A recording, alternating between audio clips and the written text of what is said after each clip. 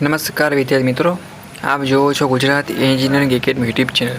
હવે semester 5ની ડિપ્લોમાની GTU exam નજીક આવશે, તો આપણે ઈસી સેમેસ્ટર 5 માટે OOPS પાયથોન પ્રોગ્રામિંગ કરીને સબ્જેક્ટ છે, એની અંદર best preparation free of cost IMP મળી જાય એવું ઘણા બધા મિત્રો વિચારતા હશે। ક્યાંથી મળે, શું વાંચી જાઉં તો પાસ થઈ જાય, યુટ્યુબમાં કેટલી વસ્તુની ધ્યાન રાખવી, ઓલ માટે સ્પેશિયલ આપણે એક લોંગ વિડીયો બનાવેલ છે, જેની તમને લિંક નીચે મળી રહેશે।